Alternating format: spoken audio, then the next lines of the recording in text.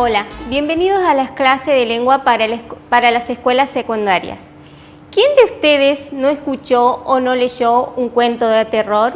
Un cuento lleno de seres sobrenaturales como lo son los monstruos, los vampiros, los fantasmas.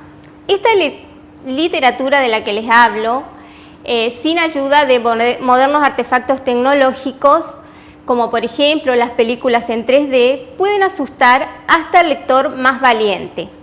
No se necesitan litros de sangre ni música de suspenso como en el cine. Podemos dejar de lado todos estos efectos especiales con solo tomar un libro con relatos siniestros. Entonces, en el día de hoy vamos a trabajar el cuento fantástico de terror. Veremos qué es lo fantástico, las características que lo hacen diferente de otros géneros y por último analizaremos las características del cuento fantástico de terror.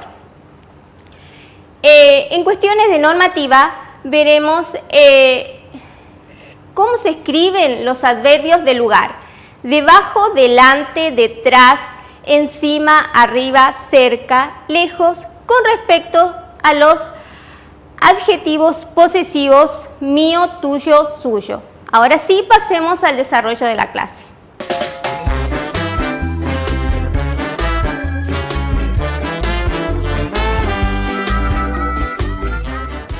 Antes que nada, quiero compartir con vos el siguiente relato. Esta historia sucedió hace más de 100 años en un valle perdido del estado de Nueva York, poblado por familias de inmigrantes holandeses.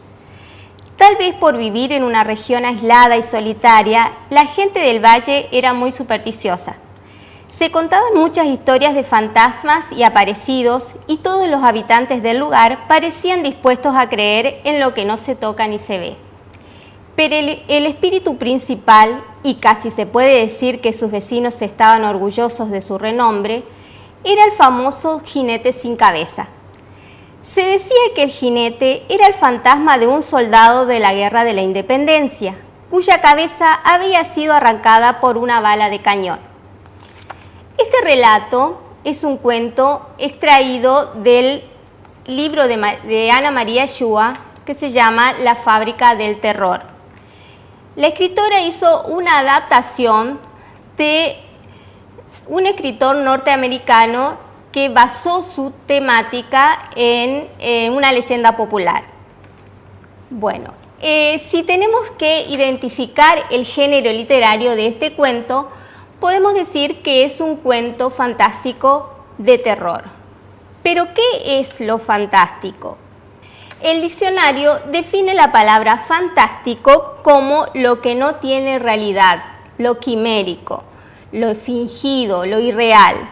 El concepto se relaciona con los conceptos de real y con el concepto imaginario. Tsvetan Todorov afirma: en un mundo que es el nuestro, el que conocemos, sin diablos, sílfides ni vampiros, se produce un acontecimiento imposible de explicar por las leyes de ese mismo mundo familiar. Entonces, el relato fantástico tiene las siguientes características.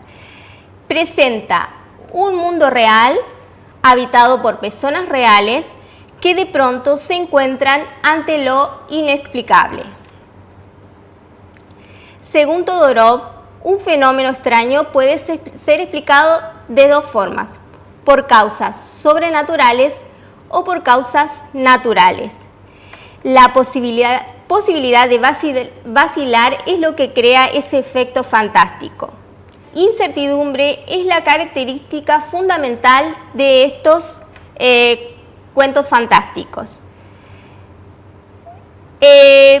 Esta característica es la que las diferencia de otros géneros como lo son el relato maravilloso y el relato extraño. El relato maravilloso, en el cual la irrupción de fuerzas misteriosas o sobrenaturales como las hadas, los magos, los duendes, son aceptadas sin perturbación tanto por los personajes como por los lectores. En cambio, en el relato extraño existen hechos narrados, por más insólitos o absurdos o extraordinarios que parezcan, también le dan una explicación natural. ¿Qué características poseen estos cuentos fantásticos de terror? Primero, el interés por lo secreto, lo desconocido, la magia, el mundo de ultratumba. Después, la disolución, o sea que no existen límites entre lo real y lo irreal. También la introducción de lo inesperado, que puede ser un lugar y objeto familiar. Y por último, estados psicológicos anormales.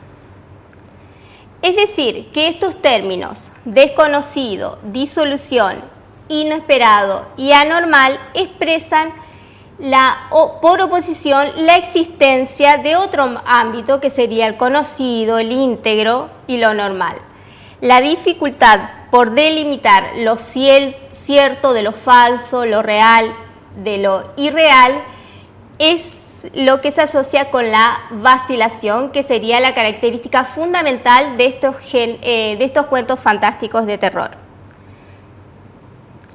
Ahora veamos, todo cuento fantástico de terror tiene diferentes temas y cada tema va a tener diferentes agentes, es decir, distintos personajes. Por ejemplo, el tema de la invisibilidad tiene agentes como fantasmas, sombras, entes. Un ejemplo sería el relato que leí al principio, que se llama El jinete sin cabeza. Otro tema serían las transformaciones. Y aquí vamos a encontrar agentes como hombres lobo, monstruos, caníbales. Un ejemplo sería Eduardo el Lobizón, que se encuentra en Cuentos de terror para Franco de Hugo Mituar. Después, otro tema sería el dualismo o el doble. Y acá encontramos agentes como reflejos, espejos, identidades divididas, dobles, retratos. Y un ejemplo sería el retrato oval de Edgar Allan Poe. Y por último tenemos la oposición del bien y el mal, que acá encontramos agentes como vampiros, bestias, espectros, demonios, brujos. Y un cuento que se ejemplificaría esto sería El vampiro de John William Polidori. Ahora sí, pasemos a la conclusión de nuestra clase.